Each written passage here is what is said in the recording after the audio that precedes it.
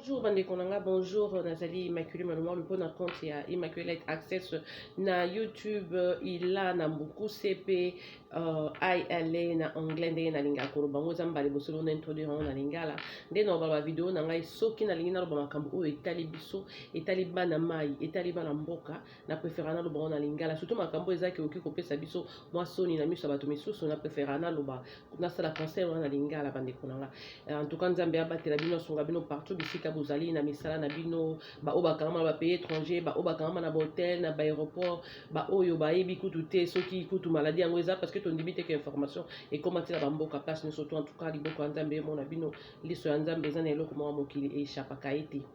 boza malamu na journée à lelo vraiment que mon Dieu vous bénisse donc vidéo nazo sala lelo ezali pona loba kaka likamoko ezo otobenga concerne ezo concerner surtout na nini mais yango ezo tsabiso moi pasi poto bakamboka toyebi keza ko beba mais changement tout ça nango besoin na population ce ko tali lelo au kama elo na lina lobe lelo ezali biso bato toza na YouTube tozo sala vidéo na YouTube tozali bato normalement photo sensibiliser ka bato photo conscientiser ka bato photo la kisa esika erreur ezali besika mabe ezali poto tia mwinda ndenge na loba ata moto ayebi amema mwinda po olakisa baninga soki oyebi likambo kozala te kozaka yo moko na garder inga moko faut mema po partager na baninga constant nazo sala na ba chaîne na biso ya YouTube surtout ya bana na biso ya bandeko na biso baza na Kinshasa oh le ba koma ba chroniqueur et tout ba sala coup ba discussion entre bango bazo finga la yo tanga te wana kenda classe te yo lo ba français wana lo ba français te siko concerne nanga ezali vraiment pour ba journaliste te na ba chroniqueur wana eza pour na biso ba tout tsaka ba commentaire na se ceux qui oh la voix du peuple a tes vidéo na yo commenter Congo puissance a tes vidéo yo kota fimbo tes vidéo na yo kota Congo promo kuna tes vidéo na yo tes commentaires c'est normal to que ça va point de vue c'est normal ceux qui muta sala vidéo aye sujet est concerné to sala nini o aimer mon chose ko ta ko partager pour lingo ka bona baninga na information au chroniqueur até na simote commentaire mais ba commentaire ezo zala na se au moment na muta te commentaire na ye mutu mususu ayembala moko ayebi yo te abandi ko finga yo likambo ne ela kingai na likambo na ndemo ya kokama ça fait quelques mois chroniqueur na biso na niglo ya olanga akufela kimona na ye je crois na naissance na page moko na ye te so na page ni na te message moi à condoléances parce que après ça na mona ki batu misusu ba finga ki par exemple la vidéo ba sekaye na sali na te commentaire moi na c'est que ça vaut pas la peine on seka moninga moi si yoza moi si tu passes par maternité oyebite ce que kobota ou non ba makamka ndenge zala ki na point de vue na kopesa et message nanga ya condoléances ezaki adressé na ndenge ke corps amon ezalaki wana batiaki photo na couverture à rose et tout journaliste apembe na zoro bilan je vous dis que message à condoléances on a la tsana c'est à communiquer wana mutu mususu ya mwasi aya wana mbala moko abanda kofinganga ndoki sorcière okomona oye koyela yo koyeba ozoseka moninga mwasi boye alors il est qu'il na mutunga bime à comprendre français on a comité à comprendre sens te yango akei na nino be nangana kota na répondre après dans le billard oh motozo mona boye déjà tout mo comprendre ceux qui a aussi balabala ceux qui a aussi wapi oyebi kutuke non moyen ezate et là comme ça na nazo remarqué au mona mutu ceux qui a commis vidéo net bazo partager wana ba partager vidéo ezali wana mutu no soza libre ata commentaire na se so ta les vidéos na mokili mobimba ata na États-Unis tozali tout ça ba point de vue na biso na se puisque les lotos mokili ezara na dictatorship te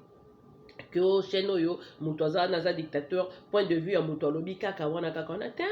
faut qu'on colle en esprit faut qu'on ndima argument ezala faut qu'on ndima discussion ezala il faut qu'on ndima opinion ya moninga il faut qu'on linga do divergence ya opinion ezala yango mona ba pays o ba réussissant la mokili bazali na deux partis politiques bazape na ba indépendant neti awa biso na États-Unis tozana ba démocrate tozana ba républicain tozana ba indépendant ceux qui votent ye au qui pose démocrate mais c'est na projet o républicain zo pesa au polino républicain ceux qui peut tout mususu démocrate azongi au CP na ba ene na ozongi pe na groupe na yo to ba ka ekufelité c'est pas parce que mutu apesi opinion contre ya oyo linga ke loba neti bote vidéo na loba neti ya nini neti ba discussion bosala mingi neti robino mondibu na faire ezali te que yo soko zo supporter mondibu soki mutu nyonso aye a supporter ka mondibu non il faut qu'on dima ke mutu mususu a supporter faire mutu mususu a supporter mondibu ezaka kaka ndenge musala ezo salama yango bomona na mokilo mona église ezali o église catholique o musulman o protestant o boye mais bango nyonso basambela nini kaka nzambe ozomona il faut qu'on ma divergence d'opinion ezali te que soki mutu atie commentaire na ye yo ye ofingi mutu wana oyebi nonga te tokutana te ata na nzela moko tolikana te ile mosusu kutu unique po rencontre na biso na vie tour on a se ezaka ya place otie commentaire wana toyebani te yo oza na Maroc nga naza na États-Unis point commun na biso ezaka biso tutu toza bacongolais mais tosolola te toza na bami ya transitivité te eloko moko te toyebana te mais yo kanga napesi point de vue nanga oyo oyo ofinganga te ndenge yo otiaki point de vue na yo oza libre ndenge nga mpe naza mpe libre natia point de vue nanga c'est quitte à toi maintenant mental na yo olobake ye aza na raison nga naza na tort po neti na nzembo baba qui ne sait pas n'a pas tort mais a tort celui qui dit qu'il sait alors qu'il ne sait pas il faut qu'on dima donc truc oyebite na yebi na ngai te moningo ayebi mingi soit tes commentaires ata par curiosité neti ko toza na confinement ba ennui ezo sala mingi mona so vandi okoti ba YouTube otali te ba commentaire wana se ce que ozotanga pe commentaire omona ke o aza mutu aza na cerveau o aza jingi o aza mutu bien o aza boye o atanga mingi o aza illettré o atanga mingi o aza limité il faut qu'on demande surtout yo moko ndo oza libre kosala choix que côté nini na bina côté nini mutu a supporter idée nanga côté ni peut-être pe oyebite car ba commentaire wana nde et ko ça que o changer opinion. Peut-être il y a 3 jours exactement, vidéo moko les qui muta sala qui allusion zaki ambutalika je crois na kapashi asala qui allusion na Dadju alobi que Dadju botama na France et tout nga na yeba na ngata na information c'est non nga na ko tia commentaire na bino Dadju botama na Kinshasa parce que une fois na Instagram na ndaka vidéo ya Dadju moko alobaka que batuna kai na journaliste souvenir nini ya RDC akanisa mingi za mona moke alobi que c'est la souffrance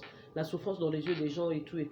Alors on va partir à vidéo Dadju Salaka, on a la déduisa que Dadju Abotama na kin ayaka France na ba âge ya C. Connaissons aussi papa Dadju Dadju na Kaza mais je sais bien que na Congo.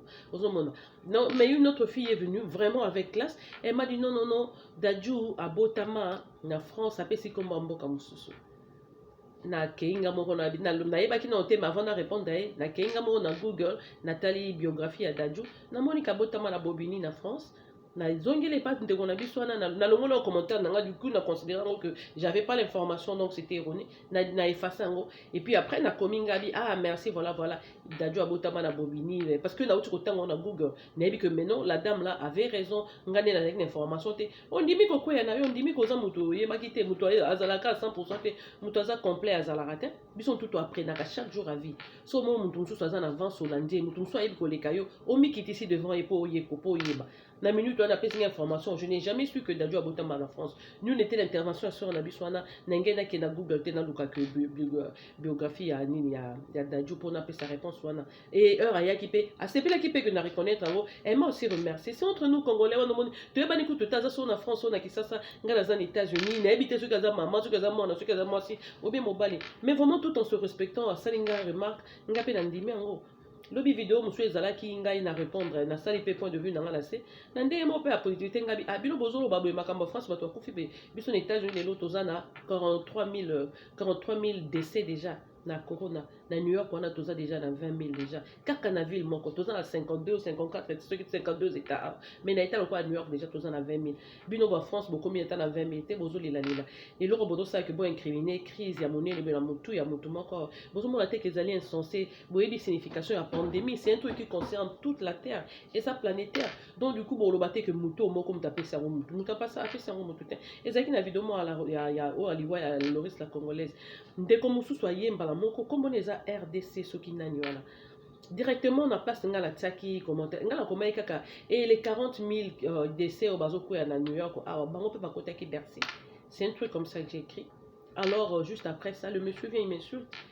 yo kutu na ba perruque na yo wana na motu pour dire déjà kota ki na chaîne nanga partir à nini a cliquer à lookingai à lobby à finir assassin criminel ceux qui nani yango wana zela ennemi à RDC là heureusement que la justice de Dieu est là telengobi justement sur Rosa Robert Nzambe Robert appelle au finga mutu te mutaza Nzambe au finga mutu te parce qu'il y a qu'elle est sourde d'abord la personne qui est devant toi te reflète sans au finga mutu zomi finga yo moko ça veut dire qu'il déjà Nzambe te amani les ozui wana c'est pas bon c'est une méchanceté na moki il faut Rosa la fungwa ma biso tout faut Rosa la curieuse oyeba oyebi muninga tu apprends donc ce côté bas commentaire nga mona lobela mamba YouTube et puis ça nga pas somoni Congo quand même to zaka na Europe na soma bien boya pembe to lata lelo bana mamba beba to perda identité na biso to perda eloko moko ya kitoko toza na oyo ya lolendo neti oyo leo baaméricain mpe baperda na mokili baaméricain kali tozala baaméricain soki kaka moto aza américain olengi oyebi kaka efe esufi kaka kotia mwana nelinzaka avion mombeba kobombarde famille na bino ozomona identité mpe congo ezalaka na nga na voyage mingi na afrique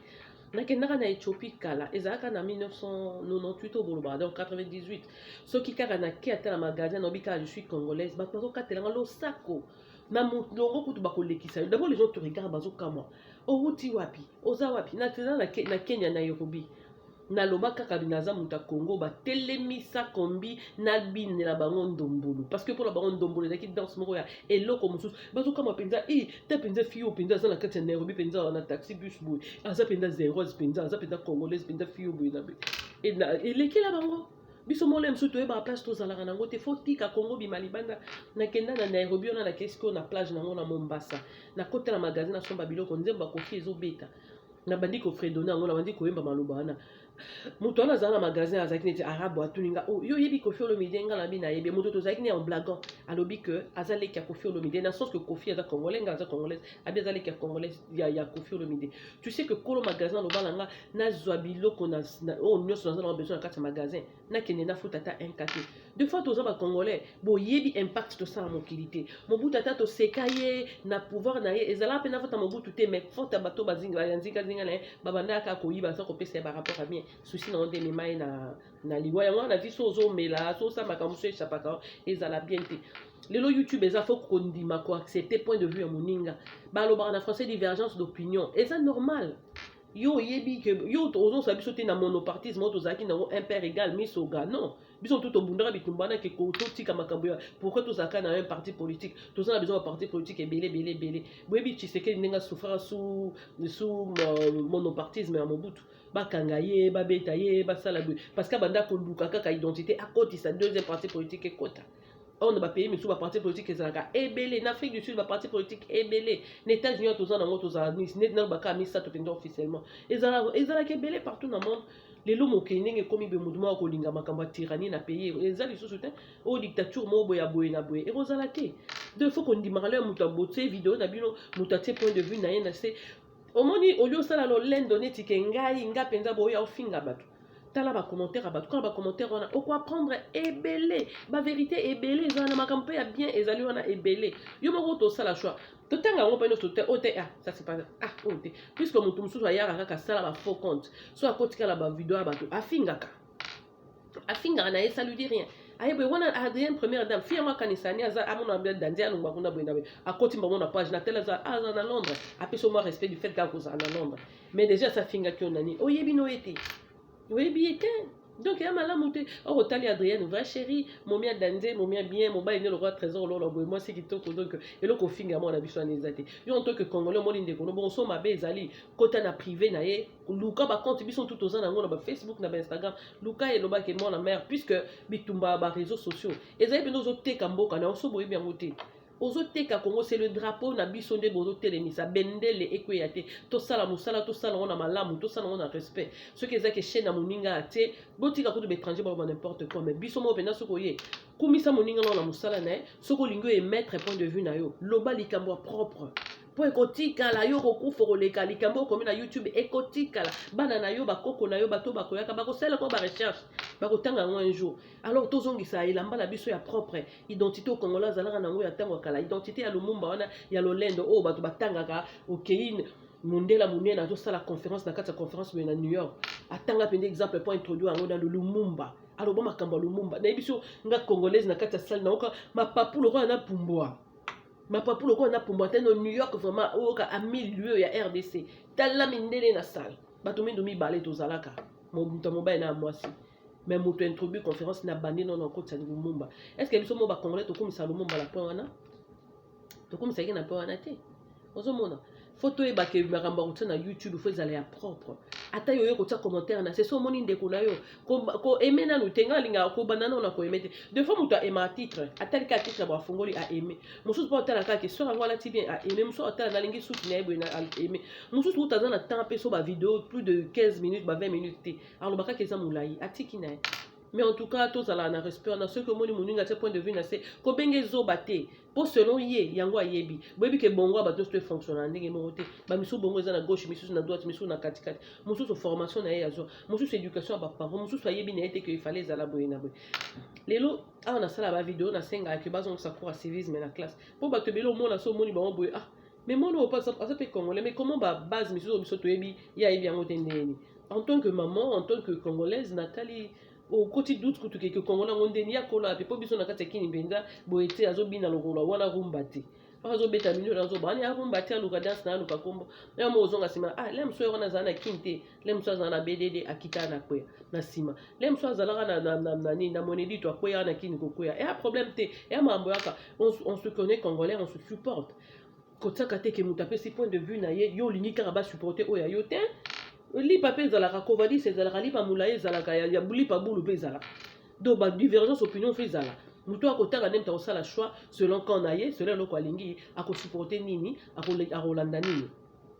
boye bato nyonso okoma na Facebook ezali makambo etikalaka biso tobaki neti ngala azalaki motu nakota ba YouTube nasala bavideo te mais oyo natali ya force ya bato kosala makambo mabe kofinga kokritike ngabi non faut kolongola banti valeur na réseaux sociaux faut toluka bafille mosusu baosala bémission positivement sans bafinga tozoluka to éduquer masse topesa message ya bien na jeunesse puisque tozalaki scandalisé na bavideo ya bamafinga oyo ebanda ekoleka na bayoutube nde nazali onalandaka te bapage moko te oyo ya bafingelaka bato be ya bapolémique ya RDC wana malamu so nalembi nafanda na ngai nalandala ngai ata fimbu nalingaka la voix du peuple bacongo promo banini na oyo mosusu nayebi chaîne na ye te mwana ngo nayoka pas un garçon ponda nabosani komone je crois qu'il est en Belgique nalandaka pe je crois c'est Popol Mopasola je crois que c'est ça son nom nalandaka pe chaîne na ye ozomona entre biso eza ke bachaîne mosusu eza propre selon yo selon éducation na yo koyebake non tika nalanda Popol Mopasola oyo mpa bate tika nalanda noli twambu mpo asala oyo mpe ah nga mpe nalingaka nanga kote nanga mpe nalingi nalanda ken mpiana toza na poto boye tosonnuarle mosusu bino momona yango ken mpe na koti oyo azofinga bato boye biso ezaka nango divertissement et puis on sait que eza biloko basalaka neti babuzz c'est pas vraiment ekoma na niveau moko ya rancune yo okangeli motu kanda me boye na boye toseka na biso ngo tominimize eleki mais sauter bas commentaire na yo sur niveau sa point de vue la semaine passée zaki na chaîne ya Congo Puissance non pas la semaine passée ça fait 2 semaines le chroniqueur en parlant il a dit je suis grandi je suis allé na CEPO au lieu à la Sony puis ndeno ba bilo bo tala ba YouTube ba to be ba tanga ngo au lieu à la Sony les étrangers ba ya ba bien regarder les Congolais le na gabonais ba seka biso fort le quoi français ba seka biso besoin na aider ngabité moi na maya sali eza problème te koufelité na ye na scène te correction non dit j'ai grandi à Paris alors baki na se ayo so beaucoup na Paris ndenyo ko conjuguer verbe boyebi ke bato muso bazo aimer ba muso bazo seka oui bozali ba seka c'est pas un problème mais nayebi que kolo vidéo a attend ce katali a remona que basala qui reproche plus jamais boyo kaya je suis grandi à changer curieusement na la vidéo nanga moto mosusu aya apesanga leçon azobana que ngala aza na tort baconjugaka verbe selon sexe à motu ça c'est un garçon ngala ba que je suis grandi ce que ezalaki yondo ngala j'ai grandi na telekanga bi papa ngaza mona maître papa nga sala 48 ans d'enseignement nga mona tanga na école catholique kaka je suis aussi universitaire nayebi makambo wana même en parlant tinga la sali tombe les États-Unis na mona que na perda accent nanga momuke na perda na linga na bena kinos na bena sœur ali vulu na mona ali vulu donc beaucoup ça na à niveau na bena kinoise donc mais un mot zo ba français penza à France ya ko voyager mingi ya ko vendre dans pays étranger to moulay le na zala installé na passera jour matin midi soir na rolala na anglais donc za ko te fort na sala vraiment que na garda linga na ngabe ne ya monoko na na bossa na ngote na botama na ngona kola na ngona bossa na ngote mais plutôt français za na ngoto yekola oyebi pe kozolo bango na loba ngo pe couramment mais ndé la sala ba vidéo moi na vidéo ici na partage on a été ngabi ngabi non na ça qui erreur au fait yo moment na sala na lela bino déjà livance ngabi ngala ndeko Victor Hugo te français yara ko ya do to yekola ngo to loba ngo c'est pas un problème mais ya kokota na ba page ya batu boye po mutati point de vue oyebi ko kinga na page na eza bizali moko vraiment photo tika ngo to yebi congolais azanani valeur à Congo biso musu to mona bo mona ngo te po bobimati ngala kenda na Cameroun na kenda na Kenya na kenda na Éthiopie na vanda na Afrique du Sud na zala na Zimbabwe na za kinoise ndele tuna mwana libulu mais na kola na shaba na vanda la kami na Kolwezi Likasi Kipushi na ebi Lubumbashi très bien na la fille à Lubumbashi parce que ton engagement jeunesse sur la façon dans Lubumbashi influence na surtout ya vinde na zala kaza influencer na culture ya chabienne ce que ebingate au mona na o baka amu yaka o yebate ce qui n'est pas que na amu yaka o yebate bato nyonso tu barestaurant nga kaka na moluba na moswele wi na ndima yango eya baekolo na biso eza banationalité ya pays na biso ya baprovince nanga so na libanda tobenga mokongo na ndimi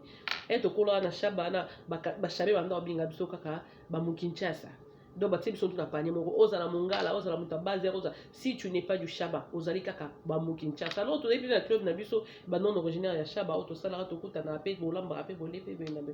ya makambo ekufeli te eleka nango donc tozala esprit fungwama toyeba kondima point de vue ya moninga eza teke so omoni moto apesi aemettre opinion na ye yo ye olio kase na baargument olakisanga ke yo moto oza na raison koma mpe kaka wana se mais koa te mbamo avec les injures obenganga yo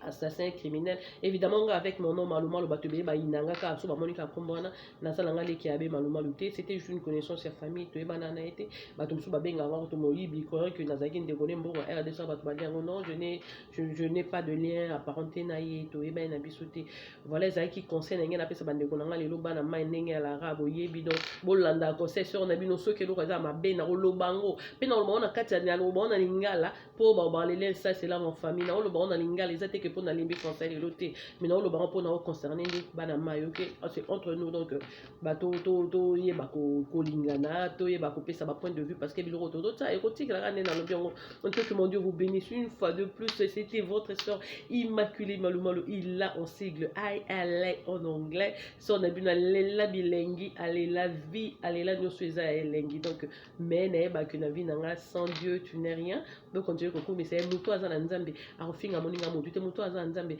akolinga pe akorespecte muto akomona devant ye boza bato malamu na société tozosala bitumba oyo po toluka tozongisa robe na biso mwa propre boye tolata oyo nyonso eza mabe moko bamona biso tokoma bato ebele bazolanda mambo eza ya ntina tokomi na niveau ya kosala badébat politique peut-être kokende baplateau misusu korépondre kosala babiloko moko tomotive bamama totelemisa bamama na biso ata bango bazala na cité bakomala na valeur moko na lolendo moko boye tolakisa bango que voilà tu peux n'avoir pas été à l'école mais tu te retrouves aussi dans la vie bato ebele na bapeyo tozali batanga te momo na business wana ezali ya ye mambo asala eza ebele donc toluka toteka eloko ya bien mpo baninga basomba malamu mpo aider bango lobi et édifier bango voilà passez donc